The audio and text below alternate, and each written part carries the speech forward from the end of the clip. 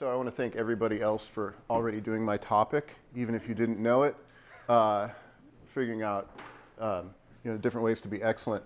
So the ancient Greeks had a concept that I think can be useful for us. There's a Greek word here, pronounced roughly arete. It means excellence or virtue. If it's in an ethics book, it's going to be translated virtue, but it's the same word. There's no difference in the word. Generally, it means a quality or state or condition that makes something a good version, a good example of what it is. So you could say an excellent barbecue sauce or an excellent lifter. It's the same word. A virtuous barbecue sauce. Right. It would sound weird if you said a virtuous barbecue sauce, but it's the same word in Greek. So, yeah. Arete is etymologically related to the word aristos, meaning you're of. I have a slide for this.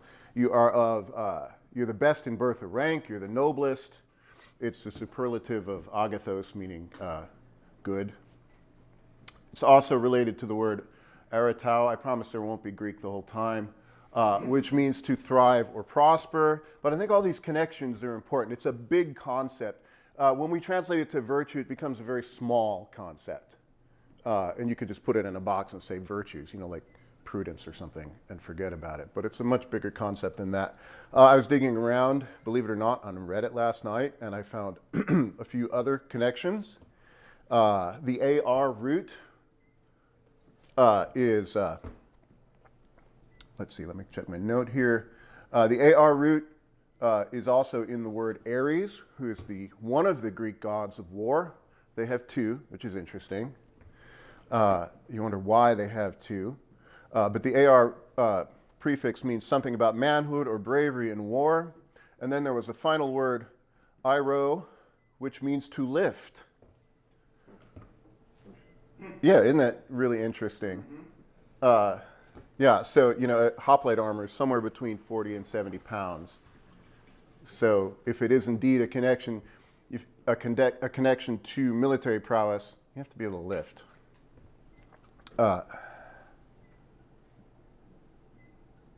So rather than tell you what I think, which would be boring, I'm mostly going to give you quotes from what the ancient Greeks thought, and then I'll have some things at the end.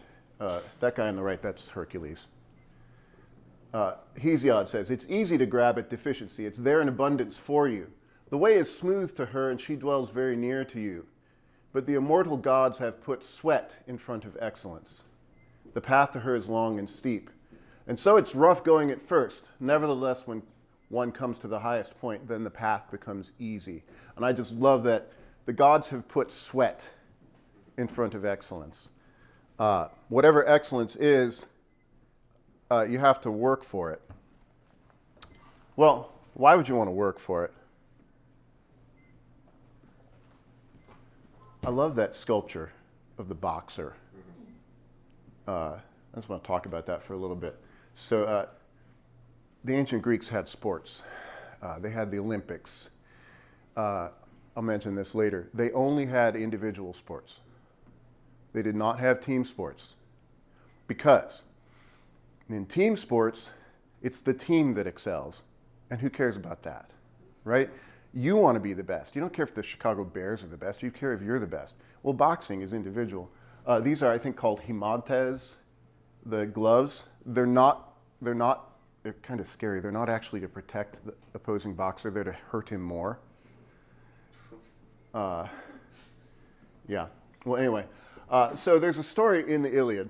Glaucon and Diomedes meet. I want to set this up. I have to set it up before I get to this quote. So Diomedes, this is in book 5. Diomedes has gotten supercharged by Athena, and he goes on this glorious rampage. He ends up actually fighting the gods who had it coming. He manages to wound Aphrodite, and she goes crying up to Zeus. It's a good scene. And but then that wears off. It's like his super, what do they call it in video games? His power-up expires, yeah. And so in book 6, he meets a Trojan named Glaucon. And he's like, Glaucon's looking pretty good. He's like, are you a god? I don't want to fight you if you're a god. And Glaucon says, no, I'm not a god. And Glaucon says this line, which I didn't put in the slides. Like the generations of leaves, the lives of mortal men. Now the wind scatters the old leaves across the earth. Now the living timber bursts with new buds, and spring comes round again. And so with men, as one generation comes to life, another dies away. Okay, that's the setup to this one. If you remember, do you remember last year's leaves? No, you don't remember them. Do you remember any single leaf from last year? No. If leaves are being compared to mortal men, do you remember, think about this, do a thought experiment. How far in your family tree can you remember back? Great grandpa. Yeah. One great. Yeah, we're fortunate in my family. We have a family tree that goes back to the 1600s. But most people don't have that. If you go past 100 years, yeah, I was at the cemetery in my wife's hometown, and there was a gentleman, Myron, had her last name, Myron Siski. Who's that? Nobody knew. He's buried in their cemetery, in their church where they go every Sunday, and he's just 100 years ago. Nobody knows who the guy was. Most of us are leaves. Okay. Well, how do you feel about that? Does this make you feel good to be forgotten? Okay, what do you do about it? This is the appeal of Arete in the ancient Greek understanding of it. It's your own self-promotion. And so Glaucon talks about the advice that his father gave to him. My father sent me to Troy and insistently ordered me to always be the best and to stand out among other men and not dishonor or shame the family of my fathers who were the best in Ephyre and in wide Lydia. By whatever Arete is, by pursuing it, you might get immortality. But there's other benefits. So I had this note to myself. Can you feel the drive a little bit? You're all lifters, right? I know you can feel it. Why were we doing... I had heat exhaustion on Wednesday. Why did I go lift yesterday? Competitive spirit. Yeah, because I want to be better than you. At least want to try. I have to tell this story. See, I think in terms of stories. For me, the stories are compelling. Okay, the analysis, charting out the time per clients, all that stuff. It's all very, very good. I like the stories. So this is also from book 6 of the Iliad, which if you haven't read it, it's the best book ever. Hector, who is the great Trojan hero, has come home from the battle. And he's making a sacrifice to Athena to try to get her to lay off the Trojans. It doesn't work. So when he gets done with that, he goes to see his wife, Andromache. And she gives him military advice, which he doesn't take. If you're fighting a battle with spears and you have a walled city, stay behind the walls.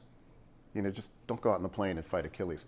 Well, he doesn't take the advice. And he gives his reason for not taking the advice. The advice is, he says, I know that sacred Troy must die. I know that Priam, who hurls the strong ash spear, that's his dad. Priam's 80 years old. He doesn't hurl the spear anymore. But he's thinking of his dad's ancient glory. I know they're all going to die. I know that they're going to take you and make you a slave. And all this makes me feel very bad. But then he reaches down to his child. And I'm sorry, if I were the type to get choked up, I'd get choked up. He's got his helmet on. And the kid's like screaming. He can't handle the helmet. So he has to take his warrior helmet off. He picks up his kid. And raising his son, he kissed him, tossed him in his arms, lifting a prayer to Zeus and the other deathless gods. Zeus, all you immortals, grant this boy, my son, may be like me, first in glory among the Trojans, strong and brave like me, and rule all Troy in power. And one day let them say he's a better man than his father. It's all he wants. Of course, there's a danger in this. If you've read the Iliad, you know that it works out badly for Hector.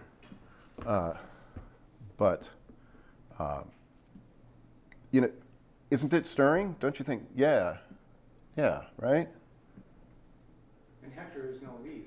He's no forgotten need. Right. We remember him. Yeah.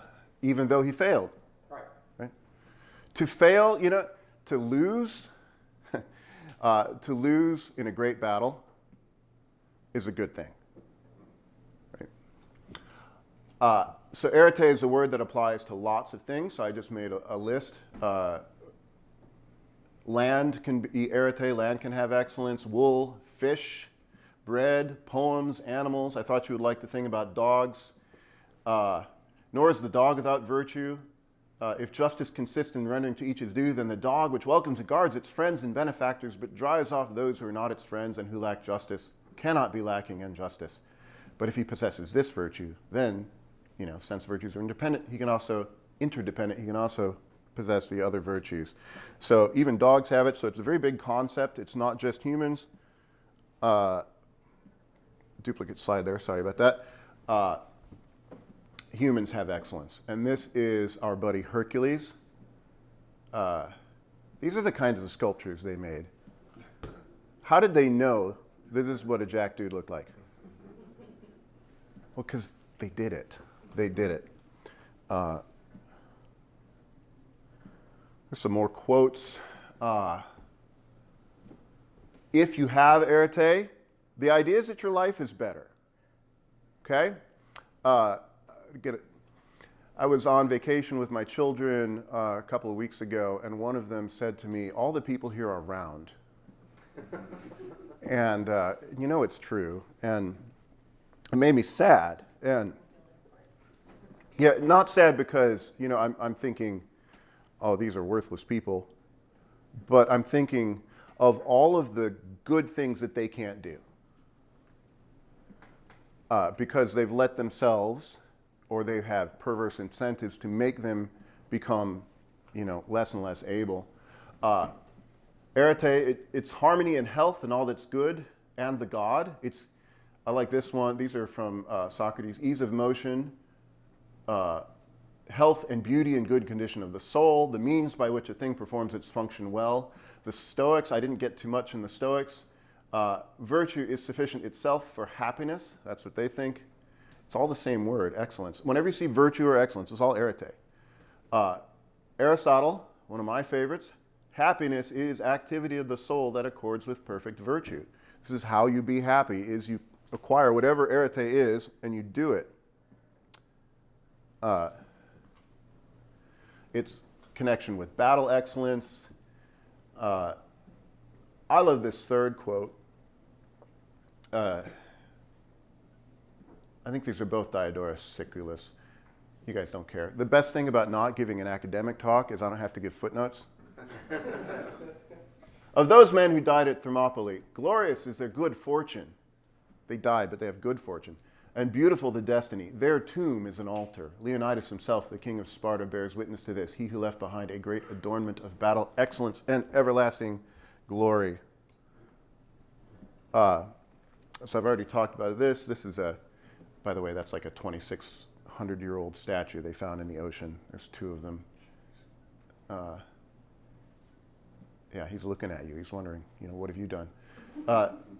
Arete is individual. They had no team sports. They had a very active sports culture, unlike anything else you see in the ancient world. The Egyptians didn't have games, as far as we know. Nobody else did this. The Middle Ages didn't really have games. The Greeks had games. They would stop their wars to go fight. They had the Olympics, they had the Nemean Games, they had the Pythian Games, I think Corinth had games. Funeral games. Yeah. They loved it. But they didn't do team sports because, who cares about a team? So groups don't have arete unless the individual's in it. And yet, so it is individual, and you might think this is a destructive thing, Karl. Why are you telling us this? Well, it's not. It's communal. So I have two quotes here for you. They're both from Herodotus, which is the most fun history book you can ever read. I love Herodotus because stories come true. Well, he tells you every story that everyone says. He doesn't do a lot of critical, like, this can't have happened. So there's a story about a guy that gets captured by pirates. and they make him walk the plank, and he rides a dolphin back to the town and gets to the town before they get there and has them seized when they come into port. A modern historian would say that never happened. Herodotus is like, this is what I've seen the statue, this is what they think. So it's great fun. So King Xerxes has brought the Persians to invade the Greek peninsula. Supposedly a million troops. They drink rivers dry. They bridge the Hellespont with ships and put sod on it so the horses don't freak out. Just incredible stuff. They dig a canal across the base of Mount Athos so they can take their ships around. Just a huge undertaking. And he can't believe that the Greeks will actually fight him. He just can't believe it. And he has a captured Spartan king, Demaratus. And he says, they're not really going to fight, are they? And Demaratus makes a point. He says, King, since you call on me by all means to speak the whole truth and to say what you will not later prove false, in Greece, poverty is always widespread. Pause for a minute. You can test this if you look on Google Earth and you look at, start in Ukraine and Carpathian. Look at the soil quality north of there, which is very, very good, some of the best soil in the world, and then look how green it isn't when you get to Greece. Greece is scrub trees and olives. You know, it's not great land. In Greece, poverty is always widespread, but excellence is acquired as the achievement of wisdom and strong law. By constant practice of this excellence, Greece drives off poverty and defends herself against tyranny. Their excellence is the way they make a living out of just crap land. So you can see that this individual virtue leads to the good of the community. There's a line that Odysseus says in the Odyssey. It's kind of ironic because he didn't actually raise his own son because he was away at war. But he's talking about his homeland, Ithaca, and he says, it is a rough land, but good for raising sons. I just love that. You know, you don't want things to be too easy. Okay, the second bit's from the Battle of Marathon. So this is a battle before it's at the beginning of the Persian War. And I just bring this up.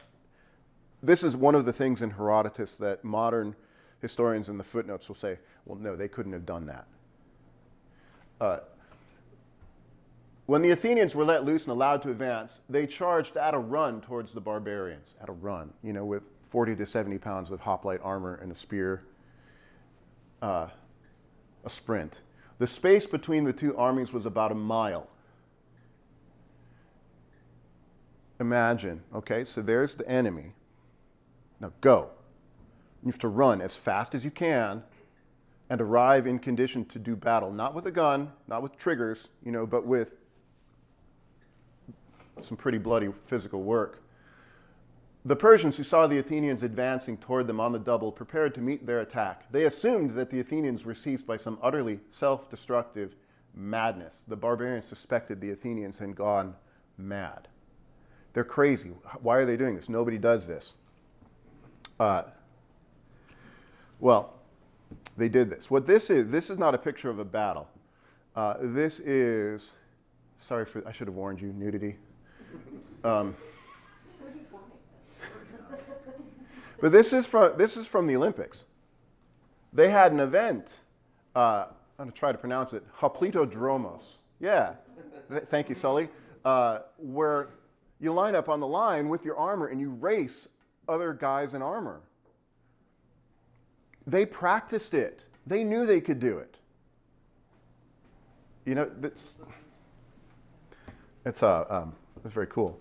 So you wonder, how could they possibly beat the Persians? Herodotus does some, in my opinion, BS. He says, well, it's because the Greeks loved freedom.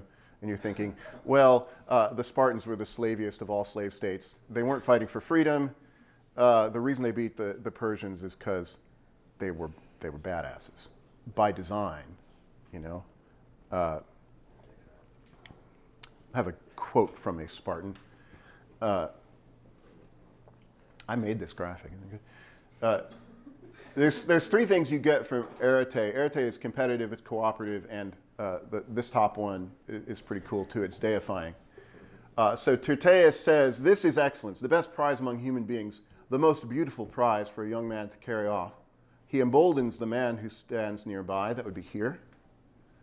You know, if the guy next to you, if the person next to you sees that you can do stuff. I remember I asked Matt years ago, because he had like 33 people or something at Strong Gym who could deadlift 500, and I could not deadlift 500 at that point, and I currently can't deadlift 500. But I said, "Well, how'd you do it?" He said, "Well, I got the first guy to do it." Right? Yep.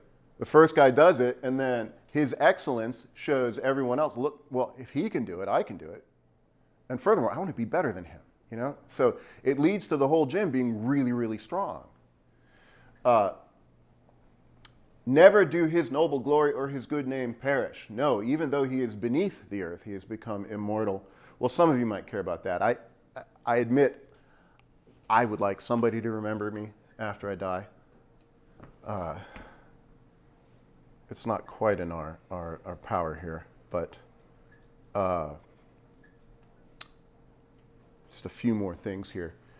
Time is short, or I would have given you the philosophical treatment of virtue. So I'm not going to do that. I'm just going to summarize. So you may have in a philosophy class read The Republic. You may have read the Nichomachean Ethics by Aristotle. If not, you could go to Online Great Books and read them. But what happens in the Republic is that Socrates gives a plan to develop excellence. He needs, it's like a thought experiment. How would you make an ideal city? Once you have an ideal city, you need guardians, people to guard it, to make sure its laws don't change, protect it from invaders. Well, you can't just give anyone, weapons and say, be our guardians. You need the right kind of people. And so he's got to develop the right kind of people, and it starts with physical education. Okay? It starts with physical education, but it only starts there. They teach them music because they need to have harmony in their soul. They learn math. They learn geometry. They learn astronomy. They learn rhetoric. They have to learn all sorts of things to become the sort of excellent person.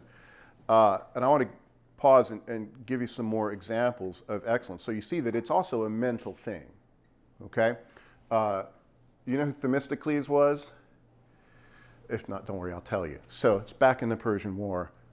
Themistocles is the Athenian. So Leonidas is the cool Spartan. Themistocles is the cool Athenian who, they do a number of things that you just can't believe they did it. They abandoned the city. They abandoned Athens. Athens got burned to the ground. It didn't matter. All the Athenians were gone. They put the women and children on the island, and then the rest of them were in the ships. Because there was that oracle, you will defend Athens with walls of wood. And Themistocles figured out, well, that means ships. He succored them, the Persians. So imagine this is the island of Salamis, and this is the ocean. So he gathers all of his ships, triremes. The way you fight with a trireme is you row really fast, and you ram into the other ship, and you send it to the bottom. Okay, you don't have cannons. So he gets all his ships in the Straits of Salamis, and which is very, very clever, right? It takes thinking to do this. But he and his allies, they want to leave. His allies want to leave. So he sends someone to the Persians to tell them, things are not going good for the Greeks. Now's the time to attack them. Suckers the Persians into attacking so that his people can't leave. This is cleverness. This is like Odysseus taking out the Cyclops. Poking out his eye. So Arete is not just physical strength. Okay? Odysseus' wife, Penelope, what was her excellence? The suitors wanted to marry her. She says, well, when I'm done with the shroud for Laertes, I'll marry you. And so she's weaving the shroud all day, and then all night she's unweaving it. She and Odysseus are peas in a pod, right? They are equal in their deviousness. So this is a quote from Stephen G. Miller. He's got a book on ancient Greek athletics. I forget the exact title. If you look up Stephen G. Miller, you'll find it. Excellent book. But he points this out. He describes the gymnasium where these young women trained too, apparently, but we don't have as much data on it because it didn't get any publicity. They had their own games. But you had a gymnasium where everybody trains. But it's not just where everybody trains. So he says, both the academy and the lyceum were training grounds where young athletes prepared for competition. But not only athletes studied in these palestri gymnasia, rather they were training grounds for every young man, for every aspect of the man. The academy is Plato's school. The lyceum is Aristotle's school. But you need to flip your thinking on this. Aristotle and Plato were gym owners. And that's what they did. Plato, by the way, this is a little bit of Greek trivia for you. The name Plato, it's not a name. His name was, I forget what his name was. Plato, it's like platypus. Platypus means wide foot. Plato means wide, broad. It's like butch or something. You know, he was a big guy. He was a wrestler. Miller tells a story of people meeting him at the Olympics. And they met this guy, and he's very kind to them. They stayed in his tent. And then later on, they find out, oh, you're that Plato. Yeah. Yeah. So I have one more story I want to tell. This is a story that Socrates tells in Xenophon's Memorabilia, if you want to look it up. Hercules is a young man. And Hercules, I had a picture, but it didn't make it to the upload. Hercules is a young man. He's wondering what to do with his life, and he has two women appear to him. One of them is just beautiful, fresh-faced, active. The other one is voluptuous, scantily dressed, and their names are Virtue and Vice. And Virtue says, if you come with me, well, Vice speaks first. If you come with me, you'll get everything you want. Everything will be easy. It'll be great. And Virtue says, if you come with me, it's going to be very, very difficult. But, you'll be of use to yourself and to your people, to your nation, the gods. Everyone will remember you. And I remember reading that first. I read it first, and I was studying Greek, and I read it first, and I wondered, why would Hercules choose the harder task? It seems weird, right? It's the opposite it's the opposite of social media nowadays. It's the opposite of everything. It's pick the easy one, and he picks the hard one because of glory, because of excellence. Because why would you want to be worse than you can? So I think, I'm kind of a one-trick pony on this. I think, I know like Hambrick he just lisped for medicine. He made fun of me on the podcast for this. Like, that Karl, it's all about glory. Yeah, I get it. But I think this, for a lot of people out there, this could be very motivating. Some people, they're going to say, I'm a leaf. It's fine. I don't care. All right, that's right. You're probably not the client for us. But if you want to excel, if you want to be the best human being you can be for yourself, for your family, for your community, come join us. We'll help you with the physical stuff. But it's more than just the physical. The way that you've run this company, we don't do it that way. We produce all sorts of content. You would hope that what would the ideal Barbell Logic client be? Just somebody who's really strong? Polymath. Yeah. Yeah, somebody who is good at lots of things. Somebody who is excellent in all sorts of avenues of life. It's good. It's better for us. I almost said gooder. It's better for us, and it's better for them. And I think that's mostly it. So if you have any questions or reactions, or you want to fight, that'd be good. Do you like that library? That's life goals. No questions?